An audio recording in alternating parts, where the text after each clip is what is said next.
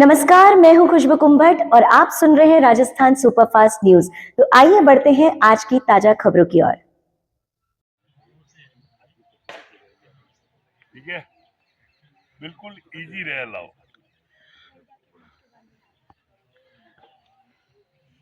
और इन्हें सारा हवेला यूं अटा आ चीज करनी है।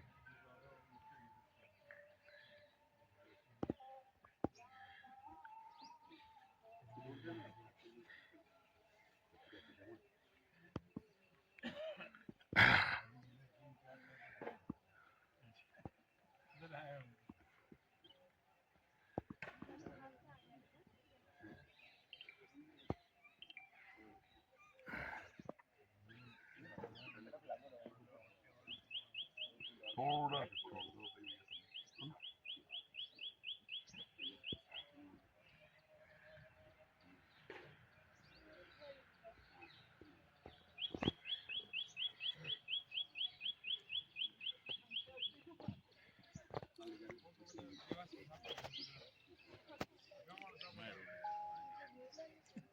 आप इस तरीके से किसी दूसरे के सर पर भी बांध सकते हैं।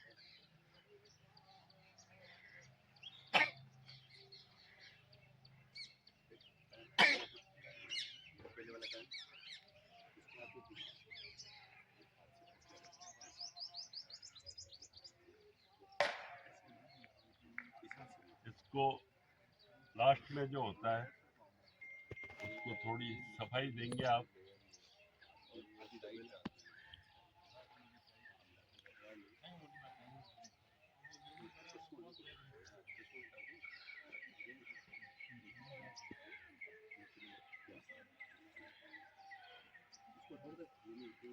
फिर इसको ऊपर लिया,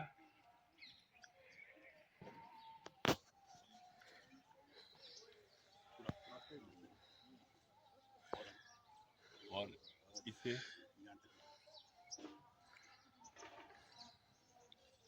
इस तरफ डाला।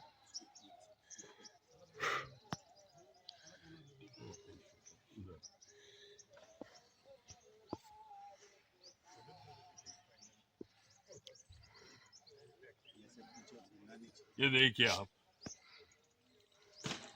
जोरदार। दूसरे वो करवा रही है। हाँ,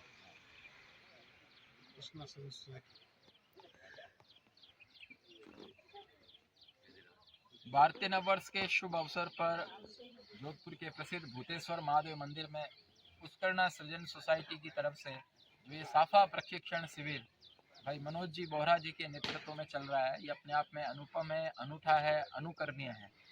और जितने उस युवा और बुजुर्ग और सब उत्साह के साथ में साफा प्रशिक्षण शिविर में भाग ले रहे हैं, ये अपने आप में स्तुत्य है।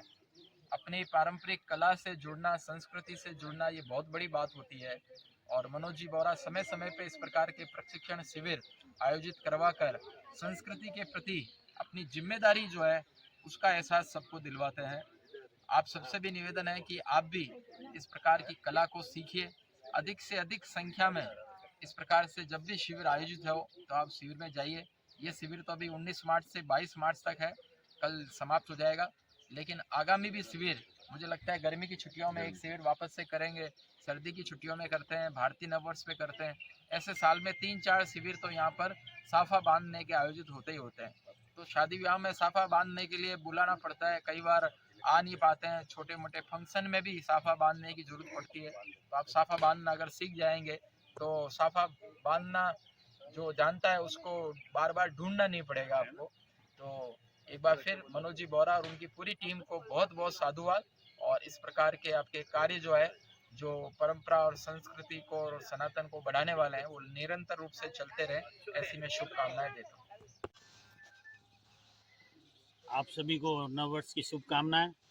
और पुष्करणा सृजन सोसाइटी की तरफ से जो ये साफा प्रशिक्षण का जो कैंप चलाया जा रहा है, उसके लिए मैं आपका हार्दिक अभिनंदन करता हूं।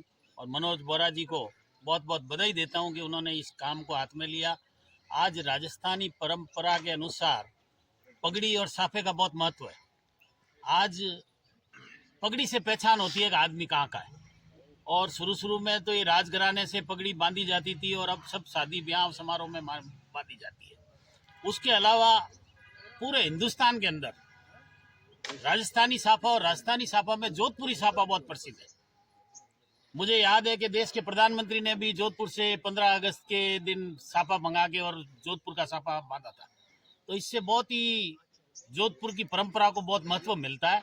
मैं मनोज बोरा जी और इनकी टीम को बहुत बहुत हार्दिक बधाई देता हूं कि इन्होंने इस काम को हाथ में लिया और ये प्रशिक्षण शिविर ज़्यादा से ज़्यादा संख्या में, जैसा अभी बताया, मई में फिर चलेगा और जैसे जैसे ये बड़े लेवल पे चलेगा वैसे इन बच्चों को और सभी लोगों को ये साफा बांधने की कला आएगी। आज साफा बांधना शौर्य का प्रतीक तो है ही, इसके अलावा इससे साफा बांधने से कई लोगों को रोजगार भी मिल रहा है। तो आज साफे के बड़े बड़े शोरूम भी खुल रहे हैं, तो उसके लिए प्रशिक्षित आदमी बहुत जरूरी होता है। तो यहाँ से जो सीखेगा वो एक जोधपुरी साफा बांधना सीखेगा और जोधपुरी साफा की जो पहचान है वो अपने आप में अनुकरणीय है। तो मैं इसलिए इस कैंप के माध्यम से आप पूरे जोधपुर वासियों से निवेदन करता हूं कि ऐसा कैंप हो, उसमें ज़्यादा से ज़्यादा तादाद में आप पधारें और ये छोटे बच्चे बड़े सभी महिलाएं इस साफा बांधने की प्रक्रिया को सीख रहे हैं और मनोज बोरा जी निस्वार्थ भाव से ये काम कर रहे हैं। तो मैं इनको एक बार फिर साधुवाद देता हूं और ये कैंप आगे आगे बढ़ता रहे और जोधपुर का नाम होता रहे, जोधपुर के साफे का नाम होता रहे, भूतनाथ मंदिर का नाम होता रहे और भूतेश्वर महादेव की आप पर कृपा बनी रहे। ये मैं ऐसी शुभकामना कहता हूँ। धन्यवाद।